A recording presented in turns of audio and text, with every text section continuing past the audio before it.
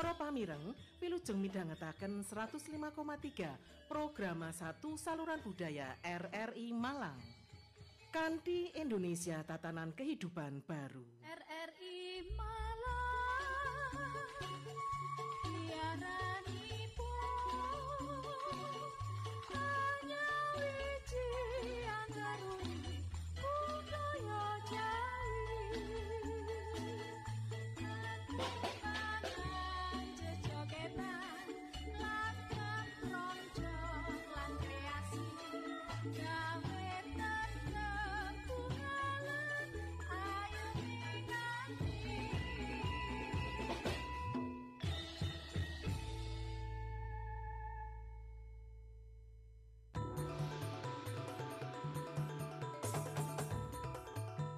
Dulur, kagem panjenengan ingkang remen tembang-tembang kendang kempul Banyuwangi campur sari orsinil. Sampun kesupen. Tabuh sedasa ngantos 12 siang. Tabuh sedasa ngantos 12 siang. Kondang sari nderekaken panjenengan makarya.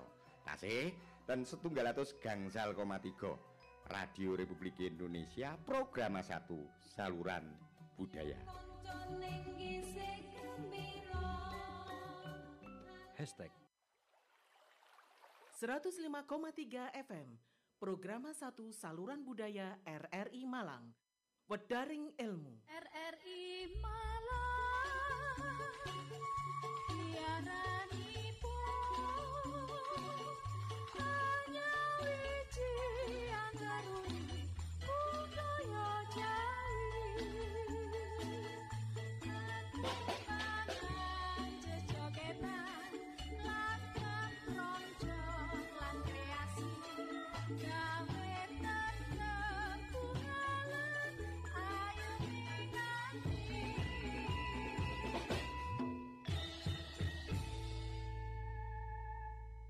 Hashtag Indonesia RRI Radio Tanggap Bencana. Inilah Kiprah Indonesia RRI Malang.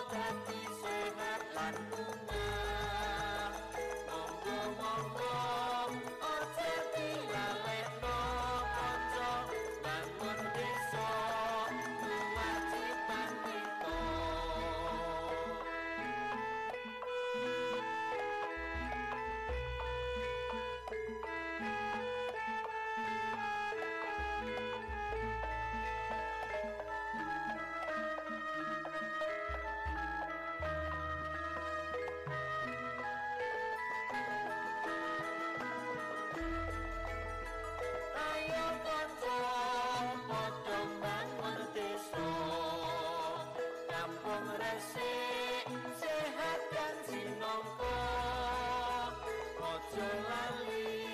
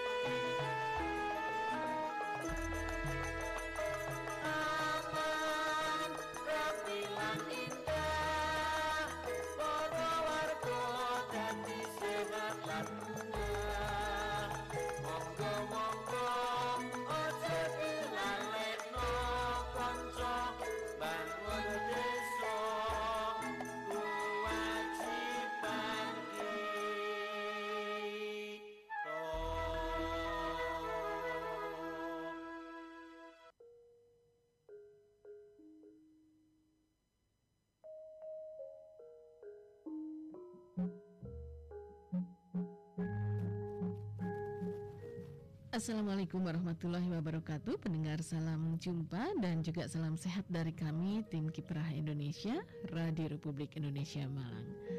Saya Yuni hadir kembali ke ruang dengar Anda dalam sajian Kiprah Indonesia, dan hari ini saya akan mengajak Anda untuk menyimak obrolan saya dengan narasumber, yaitu Bapak Dr. Insinyur Tony Suhartono MT dari Universitas Merdeka Malang. Obrolannya tentang apa? Tentang pengembangan homestay sebagai kegiatan usaha mandiri kelompok Dasawisma di Dukuh Gransil, Kecamatan Dampit, Kabupaten Malang. Kalau mendengar kata Dukuh Gransil ini, teringat beberapa waktu yang lalu ya pernah ngobrol ini tentang pengembangan tempat wisata. Bunga Gransil. Iya, tapi sekarang pengembangan homestay-nya ini ada Bapak Dr. Insinyur Tony Suhartono MT yang akan memberikan informasinya kepada Anda apa yang sudah dilakukan di sana ya oleh Bapak Tony dan tim pastinya ya, untuk tidak hanya mengembangkan tempatnya saja, tetapi pasti ini untuk meningkatkan perekonomian masyarakat di sana ya. Saya mau menyapa dulu Bapak Dr. Insinyur Tony Suhartono MT.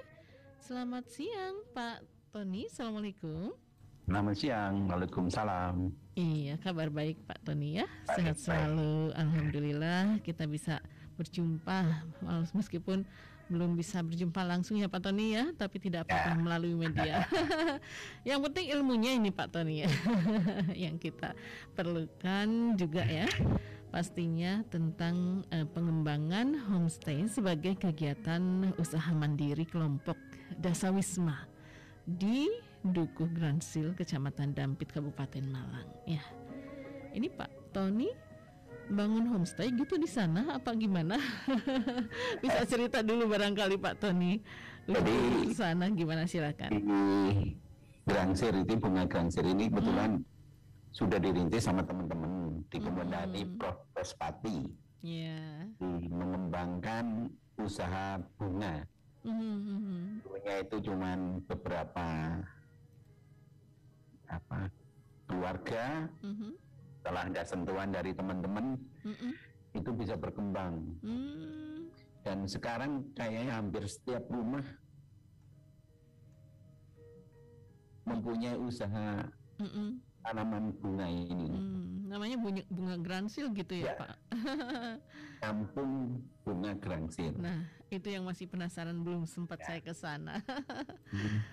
Iya. Dan terakhir kita juga sering ke sana. Ternyata dari berbagai tetangga desa, bahkan dari Malang banyak yang ke sana.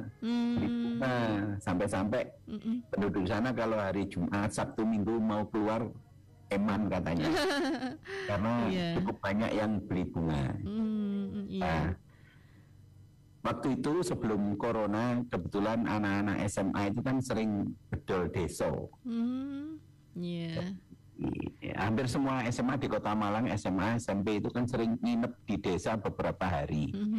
Saya berpikir kalau Gransil ini diarahkan ke sana kan tidak hanya anak-anak main-main kerja bakti. Kalau ke sini kan bisa belajar nanam bunga, bisa ikut pengabdian, jadi ada ilmunya.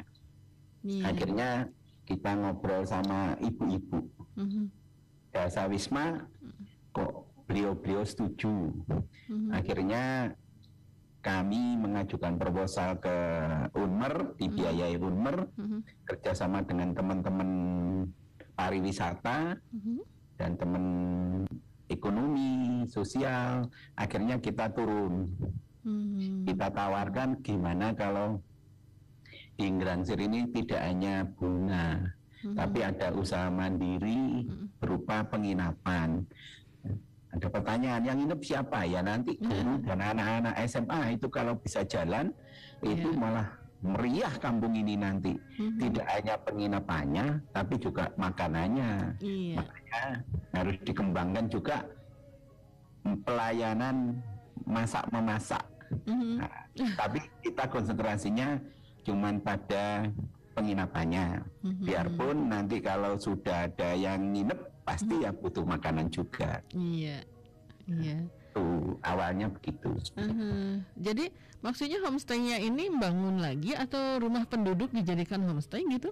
Jadi homestay-nya itu kita pilih dari Dasa Wisma Bunga Sakura sama Bunga Melati.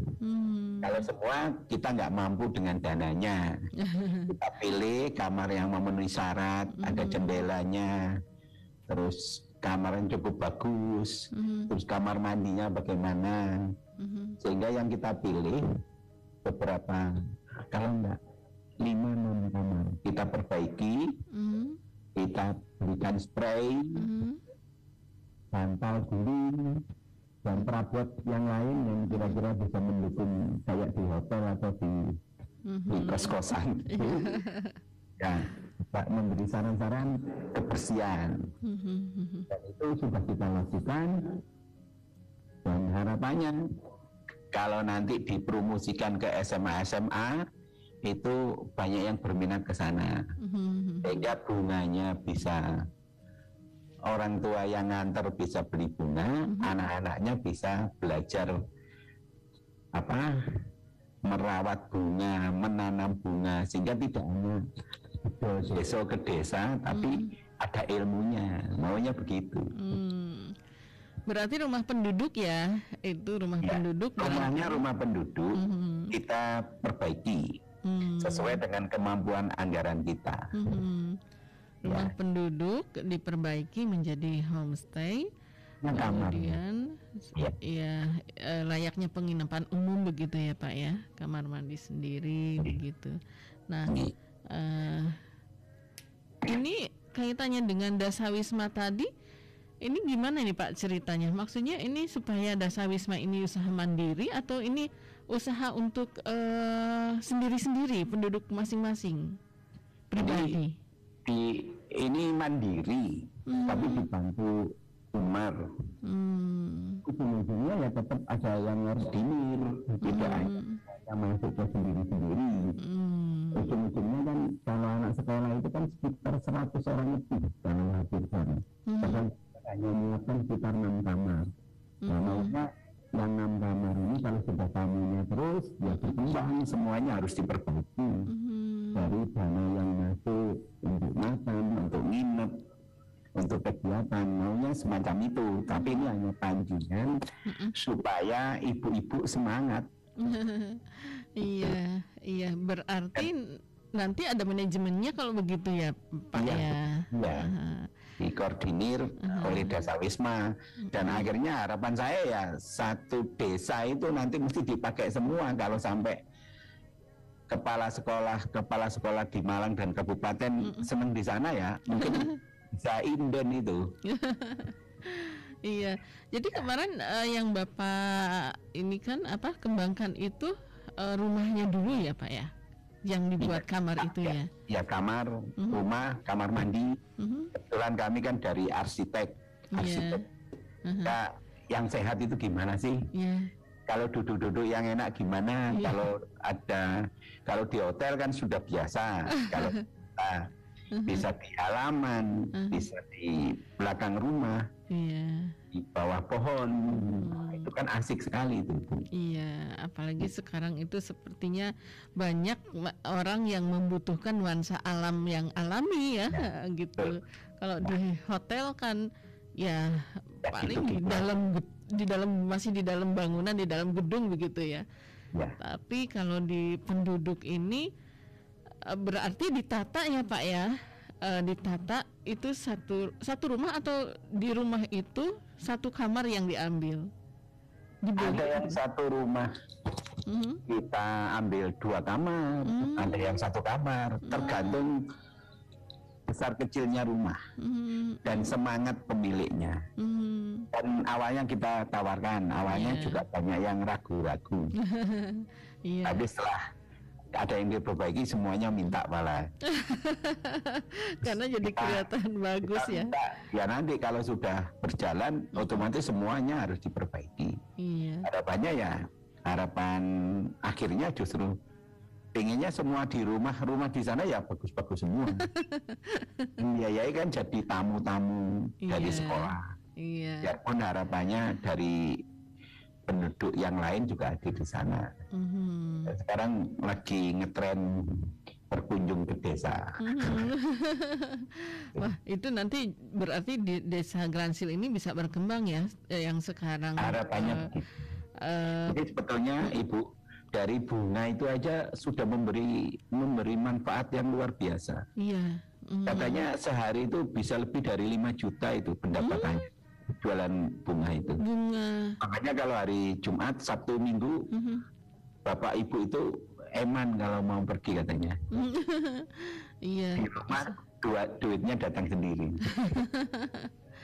Iya. Tapi pengelolaan keuangannya bagaimana? Ini dikoordinir oleh Dasawisma begitu. Dasawisma didampingi oleh teman-teman ekonomi. Itu sudah sebetulnya sebelum ada homestay ini kan sudah ada kegiatan kayak parkir dan lain-lain, itu kan sudah didampingi sama teman-teman. Tentunya saya ini hanya dompleng aja, potensinya luar biasa, coba-coba, tahu-tahu disetujui, dan memang saya pikir ini luar biasa. Iya. Karena di Malang sendiri kan kebetulan saya sering desain kos-kosan, homestay, beddos, villa, sehingga kalau di desa tanpa biaya bisa kayak yang bisnis, kenapa tidak? Gitu. Nah, penasaran saya jadinya gambaran satu kamarnya ini didesain bagaimana oleh Pak Tony itu. Kalau desainnya ya biasa saja, cuman dibersihkan, dicat, mana yang nggak sempurna. Kalau umpama kamarnya gelap, ya gimana ditambahi supaya terang kan? Hidup ini pokoknya di dalam ruang terasa di luar ruang kan sudah sempurna. Iya. Jangan sampai di dalam ruang terasa gelap, padahal di luar terang. Nah itu aja betulnya. Itu sudah sehat. Iya. Itu sudah sehat. Kemarin fasilitas yang disediakan oleh Pak Tony di dalam kamar itu, tadi Pak Tony mengatakan kan dibelikan spray gitu ya. Ya. Berarti membangun lagi yang namanya kamar, ibaratnya penginapan, ada kamar mandi di dalam, berarti itu membangun ya Pak ya, membuat kamar di dalam. Kalau sementara ini kita nggak kasih kamar mandi dalam Bu. Kamar mandinya tetap di luar. Ya, sehingga suasananya kami ingin suasananya tetap kayak di desa, nggak kayak di kos-kosan, ya. Tapi kamarnya cukup layak gitu. Iya. Konsepnya Pak, konsep kamarnya, maksudnya konsepnya itu suasana desa atau seperti penginapan di hotel begitu? Suasana desa. Jadi umpama kamarnya itu ada yang materialnya dari bambu, ya cuman kita perbaiki dari bambu itu. Yang penting jendela itu harus jelas. Kalau jendela kecil ya kita upayakan kita besarkan. Terus andai kata lantainya nggak layak, mungkin sementara nantinya dilapisi apa sebelum menuju ke yang sempurna. Ini kan baru merintis, baru beberapa kamar. Harapannya nanti satu desa jadi penginapan semua. Kalau udah begitu ya sudah kayak pensiunan itu nanti Bapak Ibu ya gitu. Pendapatannya jelas. Kita hanya membantu mikir sama menyemangati, sebetulnya kan hanya itu aja. Kemarin yang Pak Tony bantu ini mendesain kamarnya aja ya. Iya. Nah, sama fasilitas mendukung kayak kamar mandi kita sarankan bagaimana supaya airnya tetap bersih. Kamar mandinya karena di sana ternyata kamar mandi itu rata-rata besar-besar. Terus saya tanya kok besar-besar? Iya Pak, kalau panen juga untuk nyuci hasil. Nah itu masalah sendiri. Tapi saya pikir ya inilah asiknya. Kalau kamar mandinya beda dengan yang di kota. Kalau nuansa alam, nuansa desa, saya membayangkan kamar mandi itu sudah bukan lantai keramik lagi, Pak. Lantai keramik ya cuma dari semen yang dihaluskan. Lantai apalagi kalau nuansanya di bawahnya kolam, di atasnya kayak kamar mandi begitu pakai bambu gitu ya. Airnya mengalir dari bambu juga, bukan dari keran. Wah, senang sekali. Begitu, tapi sementara yang kita pilih ya, yang mendekati kayak kota lah. Kita pilih. Tapi pada saatnya arahnya ke sana. Ya, adik-adik, bapak-bapak yang nggak pernah kunjung desa itu biar menikmati lah. Nah, itu. Jadi nanti sasarannya bukan ke anak-anak SMA lagi, ke wisatawan yang umum ya, Pak ya. Harapannya ke sana. Makanya kapan itu teman-teman mau mengadakan wisata sepeda. Berangkat dari Malang maunya nginep di sana. Terus keburu ada corona nggak jadi, padahal tangganya udah pasti dan akan matang. Sepedaan dari Malang ke Grangsir itu menginap di sana rencananya. Makanya kita juga ngebut menyediakan fasilitas. Ternyata itu juga maunya untuk promosi juga. Iya, senang sekali ya. Jadi penasaran, saya pengen ke sana. Itu bunganya murah. Kapan itu saya coba bikin taman yang 2 meter kali 4 meter. Itu hanya 3,5 juta, bagus sekali itu.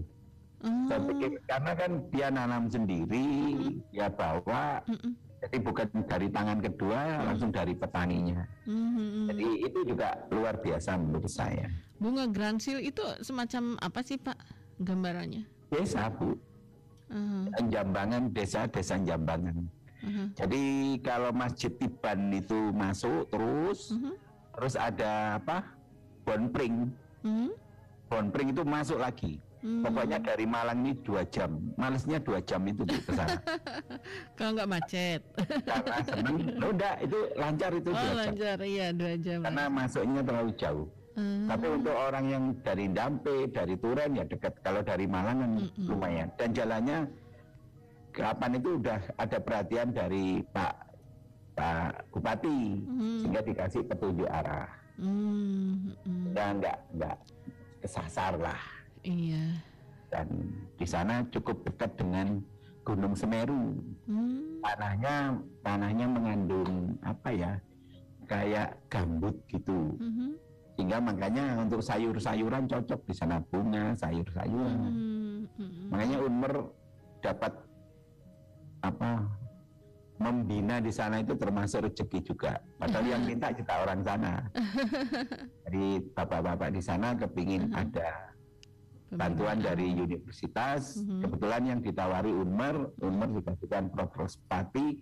Jadi Bu, dan ini menurut saya luar biasa.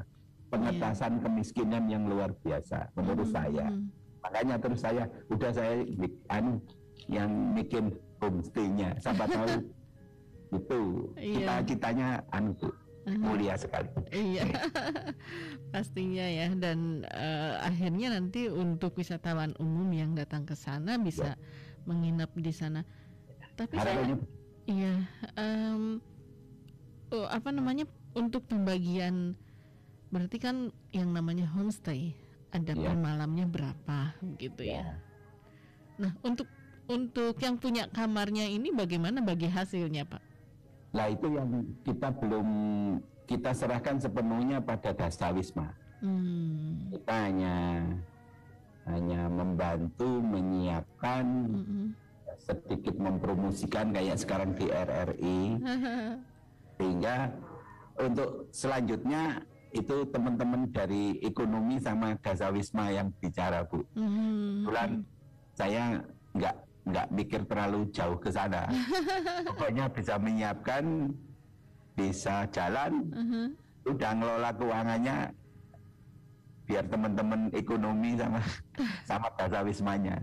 Tapi semangat sekali, itu untuk parkir aja luar biasa kok di sana. Jadi nggak ngira lah, jauhnya kayak gitu, kita bisa bantu bisa menyemangati, dan penduduknya kompak sekali. Ya ibu-ibunya, ya bapak-bapaknya luar biasa lah. Jadi makanya bisa jalan tuh karena ya penduduknya luar biasa. Gotong royongnya, guyubnya ya Pak ya. Kebetulan Pak Bupati, Pak Camat, Pak Lurah juga mendukung. Sehingga ya sebetulnya tidak hanya UNMER yang kerja, banyak itu. Yang khususnya ya penduduk setempat yang luar biasa. Sering berkunjung ke UNMER juga kalau ada kendala-kendala, diskusi. Biarpun sering juga ya daring semacam ini. Jadi kemarin Pak Tony dan tim yang mengonsep begitu ya, kemudian yang mengerjakan itu penduduk di sana. Ya. Ya, karena biasanya budaya atau adat penduduk di desa itu kan ada, kalau ada yang membangun semuanya ikut gotong royong membangun ya. Itu yang luar biasa. Juga di sana kalau dulu masalah air ada kendala, setelah teman-teman ini bikin sumur dalam dan dibikinkan tandon, air nggak ada masalah. Dan itu yang membuat semuanya lancar. Jadi kita bikinkan, bukan kita ya, dananya dari negara, kita yang mengusulkan, dibikinlah sumur yang dalamnya lebih dari 50 meter, terus airnya ditampung di tandon, jadi bisa mengairi semua. Nah, itu juga luar biasa. Kalau dulu kan ngambil airnya terlalu jauh, itu juga yang membuat nggak was-was kalau ada penginapan. Kalau airnya nggak bagus kan juga repot, Bu. Iya. Itu airnya air sumur, Pak? Sebagian sumber, sebagian sumur. Kalau sumur semua ya nggak nutut.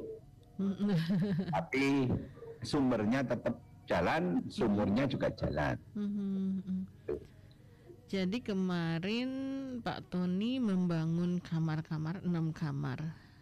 Ya, berapa lama itu Pak 6 kamar tuh? Karena dibagi langsung dikerjakan bareng, Bu. Iya, ya nggak sampai semingguan. Kalau lebih dari seminggu kan ya nggak nutup dananya. Belum beli spraynya, itu kan untuk ngecat dan yang lain-lain. Satu kamar berapa ini Pak luasnya? Berapa meter? Ada yang 3x5 ada, 3x3 ada. Ada yang berapa ya? 4x5 ada. Kan kadang-kadang ada yang rumahnya besar, kamarnya besar. Iya, lumayan besar ya. Kan kita pilih yang tempatnya bagus, perbaikannya juga nggak terlalu banyak dana, disesuaikan dengan kemampuan kita. Terus juga kasurnya itu kondisinya gimana? Karena kita kan nggak mungkin beli kasur. Kasurnya cukup baik sehingga kita menyediakan bantal, guling, spray, dan mungkin ada, kalau nggak ada meja kecil ya kita bikinkan meja kecil, ya layaknya di hotel lah, tapi yang sangat sederhana. Televisi belum ada ya? Gimana? Televisinya belum? Televisinya ya ikut yang punya rumah. Yang punya rumah. Oh, iya. jadi itu nyatu ya dengan yang punya rumahnya. Kalau pemilik rumah kan punya televisi, biar televisi yang lama itu. Tapi itu kan asiknya di situ, Bu. Jadi biar mengenang masa lalu. Gitu. Apalagi konsepnya konsep suasana masa lalu malah lebih ini ya. Ya bernostalgia nantinya di sana ya. Jadi tidak serba modern gitu barang-barangnya. Ya sayangnya modalnya tidak begitu kuat. Kalau kuat katakan 25 rumah gitu, wah. Kan kita baru mampu 5-6 rumah. Iya. Tapi harapannya memang nggak mungkin kan langsung banyak juga. Karena memasarkan juga butuh kegigihan tersendiri. Nanti dibangun banyak, nggak ada yang mau datang. Ini corona aja kan anak sekolah belum berani ke desa. Kita punya sangat menunggu anak-anak SMA sudah boleh pergi ke desa lagi kayak zaman anak saya SMA kemarin. Nah, itu akan dampaknya luar biasa. Betul-betul luar biasa. Iya. Dan kalau kita nawarkan ke sekolah-sekolah itu jelas gitu loh, mau ngapain di sana. Jadi disediakan semua. Nah, konsep sendiri Pak Tony. Ya. Konsepnya kalau Pak Tony melihat suasana di sana, pastinya suasana pedesaan begitu ya, Pak. Ya. Bisa kan di kamar itu juga di konsep seperti itu? Jadi konsepnya tuh konsep kamar-kamar rumah-rumah desa gitu, atau yang namanya penginapan biasanya konsepnya tuh modern begitu ya Pak ya. Kalau kemarin konsepnya Pak desainnya? Jadi ya sesuai dengan aslinya. Cuman kita benahi, kita bersihkan sehingga suasananya betul-betul suasana setempat. Kalau malam dengar kata, dengar cangkrik, dengar lalang bunyi. Kalau kita ini kan hampir nggak pernah dengar. Gemericik air ada nggak Pak? Iya, ada air, kan gitu Bu. Iya. Itu suasana. Kalau di kota ini suasana pedesaannya kan di interiornya, iya. Kursinya, di tempat tidurnya, kan gitu. Kalau di sana betul-betul asli. Berarti termasuk suasananya, suaranya.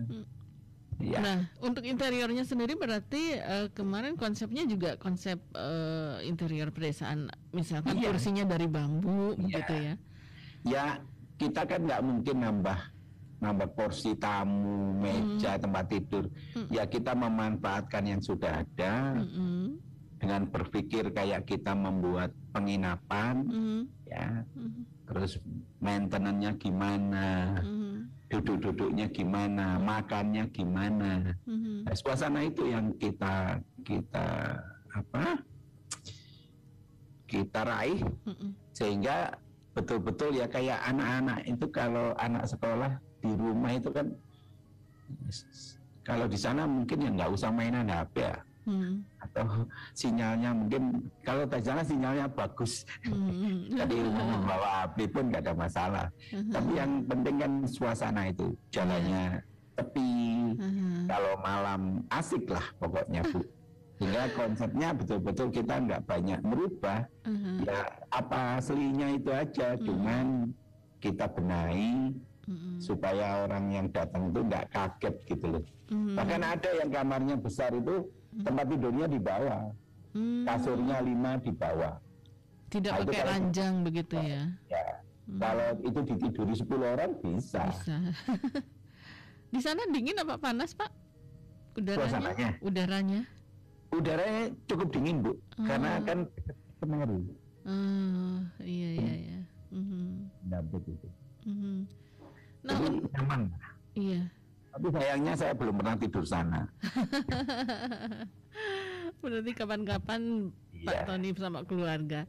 Yang ingin saya penasaran, ini untuk faktor pencahayaan dan ventilasi, tadi kan ada jendela. Apa setiap kamar penginapan itu sudah ada ventilasi jendelanya, kemudian pencahayaannya kalau siang kan tidak mungkin menggunakan lampu gitu Pak. Ya. Kalau nggak ada ventilasinya kita bikinkan. Kalau jendelanya nggak sempurna, kita sempurnakan. Jadi sebagaimana layaknya kamar, standar kamar yang punya standar kamar itu, kalau siang bisa baca dengan baik, itu berarti pencahayaannya udah bagus. Terus kalau masuk kamar, aliran udaranya cukup bagus, ya sudah. Kalau kurang, kita tambah. Itu aja sebetulnya. Sehingga betul-betul suasana di kamar itu nyaman, tidak pengap. Ya, kalau bisa ya listriknya sehemat-hematnya untuk malam. Kalau siang ya lampunya harus mati. Karena pakai sinar alami, penerangan alami. Begitu. Jadi ilmu-ilmu arsitekturnya tetap kita terapkan. Makanya sebelum kita pilih, kita survei dan kita bayangkan kira-kira butuh dananya berapa. Dana kita kan terbatas, cuma terpilih ini ya dananya apa. Itu Bu. Untuk kemarin yang paling banyak dibenahi itu apanya Pak? Jendela, lantai. Lantai aja kadang-kadang kan karena rumahnya udah lama, kadang-kadang kan ada yang turun naik. Nah, itu kita sempurnakan sedikit lah, sehingga cukup datar gitu. Sama ruang tamu, karena ruang tamu itu kan orang datang pertama kan di ruang tamu, di teras. Itu pun sifatnya cukup kita menyarankan.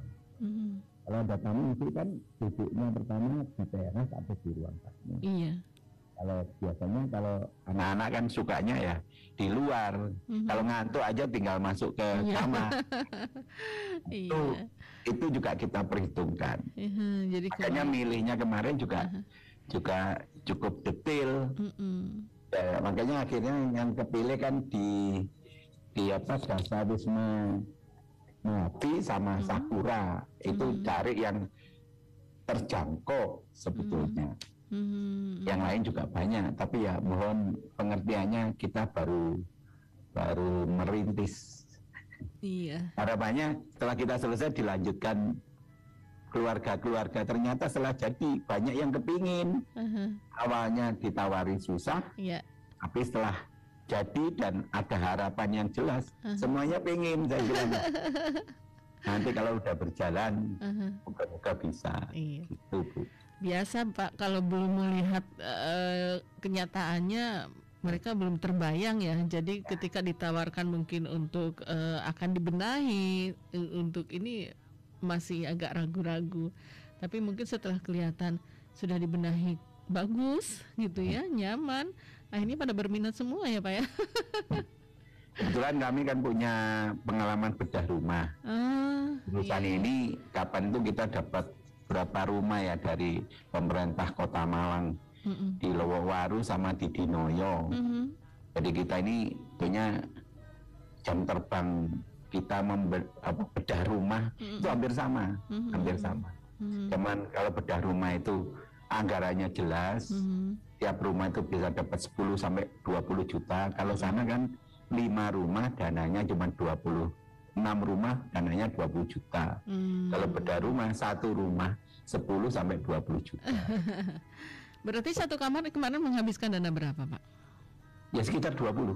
Satu kamar? Oh enggak sampai. Satu kamar itu sekitar. Paling kemarin itu untuk ngecat begitu mungkin ya biayanya. Ngecat kan nggak mahal, karena nggak kasih ongkos. Kita juga Bu, agak nakal. Kita pengen kan punya anak laki-laki atau bapaknya masih sehat, sehingga kita beli material, yang kerja ya keluarga.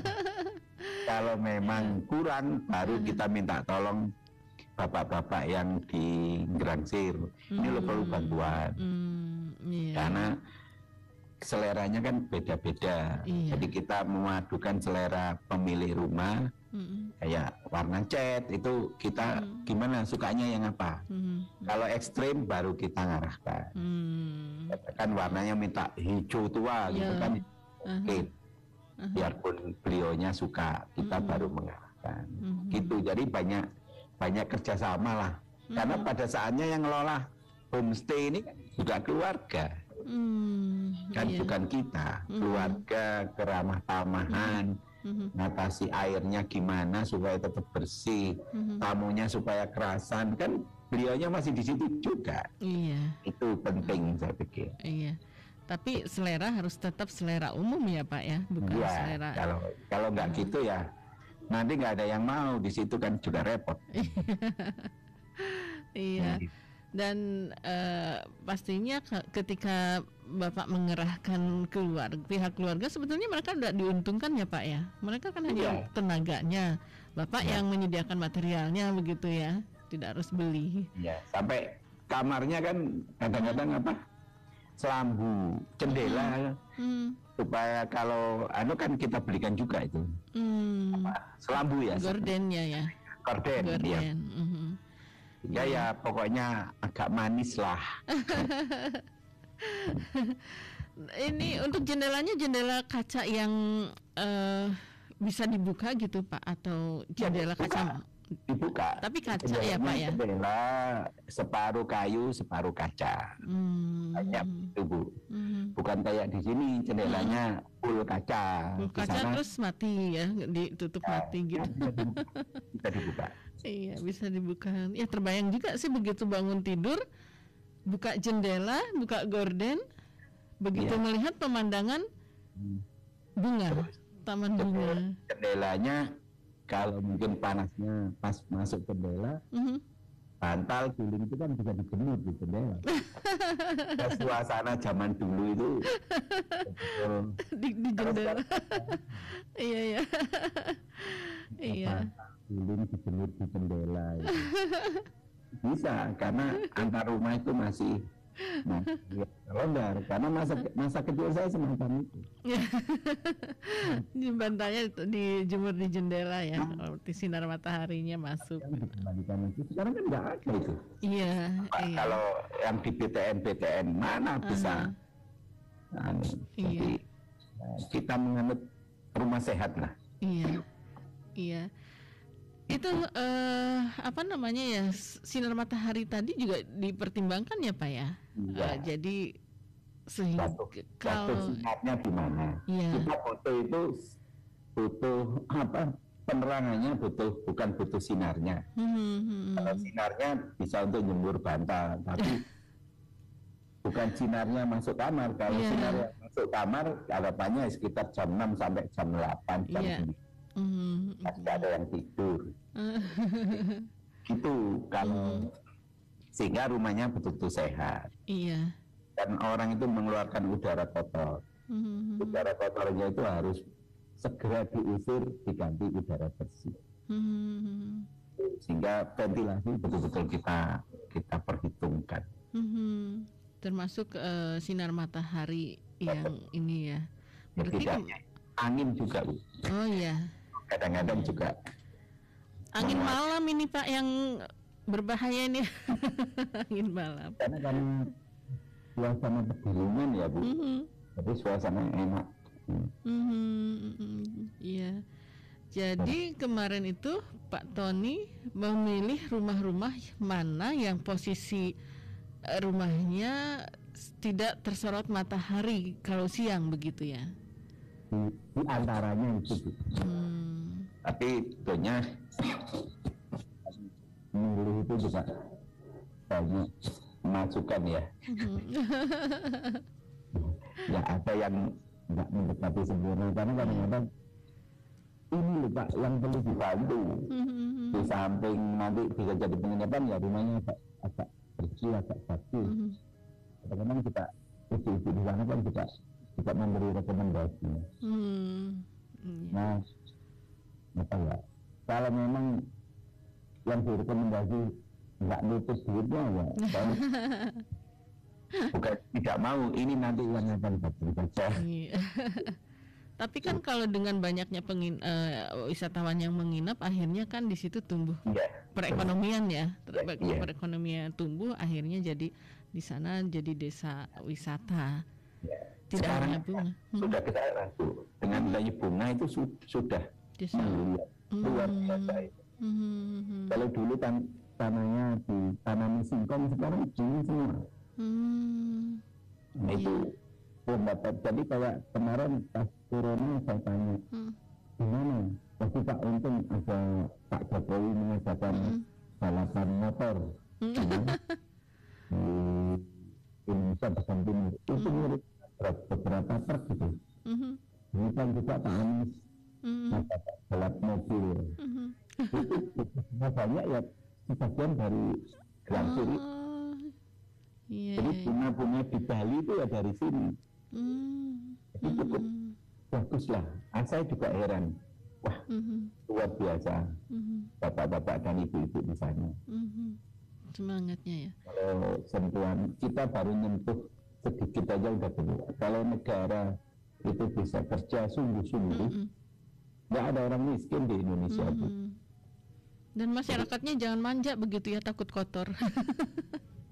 Jadi saya bilang, waduh, hebat lah. Kadang-kadang mikir makanya gimana tanahnya. Kalau dulu ditanami, kalau yang ditanami kopi bagus, tanami, tapi sekarang bunga semua. Dan rupanya di sana udah jadi apa harapan dari beberapa daerah kalau butuh bunga. Kalau butuh kan bisa beberapa truk gitu. Kayak di yang balapan motor itu berapa truk katanya? Lebih dari 4 truk. Nah 4 truk itu berapa ribu bunga. Jadi luar biasa lah. Ini. Kami termasuk orang yang beruntung bisa terlibat sedikit. Iya. Iya. Jadi penasaran saya. Kalau Bapak menggambarkan tadi seperti itu, terbayang gitu ya suasana desanya, kapan-kapan ke sana. Tapi untuk rumahnya sendiri Pak, ini kebanyakan yang permanen atau ada yang rumah bambu, dari bilik bambu begitu? Kebanyakan permanen. Dan kebanyakan permanen itu berarti kan desa itu subur. Kalau nggak permanen, berarti kan miskin desa itu. Lihat fisiknya aja, wah berarti luar biasa tanahnya, luar biasa orangnya, kan begitu Bu. Jadi kalau kita datang ke suatu tempat, rumahnya cukup bagus, berarti ya lingkungannya bagus, di antaranya tanahnya subur atau ada yang lain. Kita baru masuk, oh berarti orangnya ini rajin-rajin, pintar-pintar, biarpun nggak sekolah. Iya. Tapi rata-rata sekarang ya anak-anaknya udah mahasiswa semua. Kayak gitu. Sudah pintar-pintar ya. Tapi barangkali nanti Pak Tony bisa untuk program kedepannya membuat konsep suasana pedesaan, betul-betul pedesaan tuh ya rumahnya mungkin dari bilik bambu juga ini. Serba bambu ya Pak Tony, seneng ya. Tapi mahal itu Bu. Kalau pas daerah situ nggak ada bambu, itu jatuhnya mahal. Biarpun bambunya murah. Kalau di situ ada bambu banyak, murah. Sama dengan Pak Jokowi membuat ibu kota di Kalimantan. Kalau pakai beton semua, mahal itu. Harusnya pakai kayu. Iya. Nah, itu tariknya kayunya mudah. banyak di sana ya. Iya, kalau cara sana cari pasir susah, cari batu susah. Ada mahal. Nah, ini kalau tergantung tempatnya lah. Di situ ada apa. Jadi betulnya saya udah membayangkan lama. Kalau beli rumah itu kok mahal-mahal. Umpama saya bikin apa itu model rumah bambu. Beli tanah murah, dikapling-kapling, dikasih rumah bambu 1-2 kamar dijual dengan harga murah. Nanti pada saatnya kan diperbaiki sendiri. Sama, yang penting generasi baru ini punya rumah semua.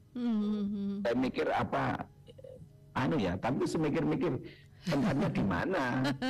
Kalau dekat bambu ya murah, kalau jauh ya mahal sama aja. Iya. Berarti di sana jarang ya Pak ya, jarang. Kebun bambu. Waktu saya lewat nggak terlihat, Jadi betul-betul yang banyak itu ya kopi, terus pepaya, pisang.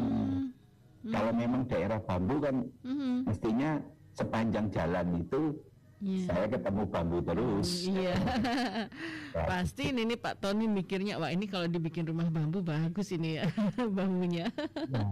Dan mudah, murah, dan suasananya akan luar biasa. Iya. Dan rasanya juga beda, lebih adem ya Pak ya. Nggak usah jauh-jauh. Prostat itu membuat semacam jembatan untuk foto-foto itu dari bambu. Tapi akhirnya ya dirubah karena bambunya cepat rusak, ya bisa cepat rusak, mahal. Bahan yang lain mungkin bisa 5 tahun, 10 tahun. Kalau ini mungkin 2-3 tahun udah mau ambruk. Itu juga kendala, itu sudah dicoba Bu. Yang untuk wisata bunga gelangsirnya. Nggak tahu kalau bisa diawetkan kayak di asrama tentaranya di Malang ini kan itu dari bambu semua, cuman dicat berkali-kali jadi tebel. Asrama-asrama tentara yang di sekitar Kesatrian Dalam itu dindingnya bambu itu Bu. Saking lamanya bagus, tapi dicat sampai tebel dan kayak dinding sekarang. Iya. Kalau bambu catnya apa Pak? Cat sama dengan cat tembok atau pelitur gitu ya? Beda ya? Kalau di asrama itu kayak karena sudah tua, cat kalau dulu sama kapur. Akhir-akhir ini mungkin sama cat tembok biasa. Tapi kalau baru ya eman. Kalau baru dicat tembok ya eman harusnya yang sesuai dengan jenis bambunya, sehingga suasananya betul suasana alami. Gitu. Berarti kalau bangunan permanen dengan bangunan bambu lebih mahal bangunan bambu? Tergantung. Jadi apa ya? Angin nggak pengaruhnya besar. Kalau pas cuacanya ekstrim kayak begini kan juga apa mengerikan. Tapi ringan, biarin gitu. Kalau pas ada angin, mungkin peletakannya juga harus dipikirkan. Kalau memang harus pakai bambu. Murah bambu. Dulu kami kalau membangun itu yang untuk bokesting, yang untuk apa ya, penyangganya itu selalu pakai kayu meranti. Kayu meranti sekarang satu kipik sudah 5-6 juta. Akhir-akhir ini kita pakai bambu. Jadi hanya 5-6 bulan kita buang bambu banyak sekali. Kalau andai kata mau dipakai lagi paling 2-3 bulan, karena hujan, karena panas cepat. Kebetulan kerjaan saya ini juga membangun. Bambu itu hanya 20.000 per batang. Panjangnya sekitar 15 meter. Jadi kalau beli berapa? Beli 200-300 murah sekali kalau dibandingkan dengan kayu jauh. Dan saya juga pernah punya pengalaman, ada tetangga desa, rumah saya Sawu Jajar, itu pengen bedah bangunkan rumah janda, ya, jadi rumahnya mau ambruk, saya sendiri mau bantu, Pak. Oh mau. Saya pikir kalau beli kayu itu habisnya lebih dari 3 juta untuk memperbaiki rumah itu. Setelah saya di sana ternyata gimana mau diperbaiki pakai apa? Pakai bambu ketung. Bambu ketung satu berapa? 25.000. Loh, kok murah sekali? Iya, motong sendiri. Akhirnya saya hanya bantu 300 kalau nggak 400.000, rumahnya jadi bagus. Orangnya sampai sekarang kalau ketemu saya senang sekali.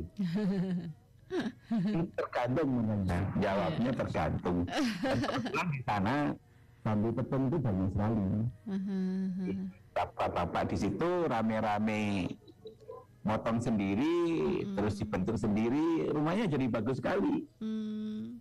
Terus pintu-pintunya, kebetulan saya sering bongkar rumah yang pintunya nggak dipakai, saya bawa ke sana, jendelanya juga, akhirnya ya bagus sekali. Lagi-lagi, apalagi tepung itu kan tebal sekali. Dipoles lagi jadi bagus ya sama arsiteknya. Iya Pak, tapi tidak terasa ini ngobrol-ngobrol kita ini sudah di ujung acara ini Pak. Tinggal beberapa menit lagi yang barangkali ada sesuatu yang ingin disampaikan nih Pak. Jadi ini jam saya kurang 2 menit. Jadi kami ini memang jurusannya jurusan desain bangunan. Jadi kalau ada pekerjaan yang ke sana ya mesti senang sekali. Kalau nggak senang itu ya nggak benar. Benar dan asik itu. Saya sudah terlibat bedah rumah, terus ya bangun rumahnya orang. Saya udah lebih dari 100 rumah mungkin yang saya bangun. Saya desain sendiri, saya bangun kerjasama dengan teman-teman, dan itu rasanya tidak pernah lelah. Dan yang penting rumahnya sehat, sirkulasi udara bagus, sinarnya bagus, penerangannya bagus. Saya yakin pemiliknya sehat. Juga saluran untuk pembuangan air kotor, pengadaan air bersih itu bagus, ya sudah sehat. Itu aja. Intinya segala sesuatu kalau dikerjakan dengan rasa senang, apalagi dengan ikhlas. Ya, jadi pasti menghasilkan sesuatu yang bagus. Ya, memang kita harus begitu. Kalau nggak begitu, karena masyarakat itu kadang-kadang takut dengan arsitek, dikira bayarnya mahal. Nah, kadang-kadang kita nggak dibayar pun kita siap. Yang penting orangnya senang. Kami kan punya mahasiswa banyak. Kadang-kadang idenya kita minta tolong mahasiswa gambar, pelaksanaannya dikerjakan rame-rame. Karena kapan itu sama Pak Anton, Abah Anton, kita dikasih lupa 50 atau 60 rumah. Tapi setelah kita kerjakan ternyata setengah mati itu, 60 rumah. Lama. Sehingga kampusnya keteteran. Cita-citanya terlalu mulia, ternyata pekerjaan yang inti, tapi senang dan bisa selesai. Dengan rasa senang, tidak terasa capeknya ya Pak ya. Baik. Juga sudah habis. Ya, terima kasih Pak Tony atas ilmunya, dan mudah-mudahan ini menjadi inspirasi untuk pendengar ya. Amin. Terima kasih Pak Tony, sukses selalu. Kita akhiri obrolan kita di kesempatan siang hari ini. Dan pendengar, sampai di sini sajian Kiprah Indonesia untuk siang hari ini, dan saya Yuni undur diri dari ruang dengar Anda. Terima kasih. Assalamualaikum warahmatullahi wabarakatuh. Waalaikumsalam warahmatullahi wabarakatuh.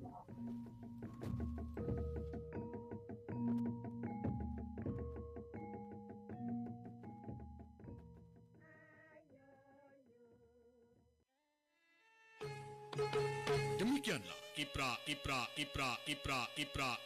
Indonesia RRI Malang. Sampai jumpa.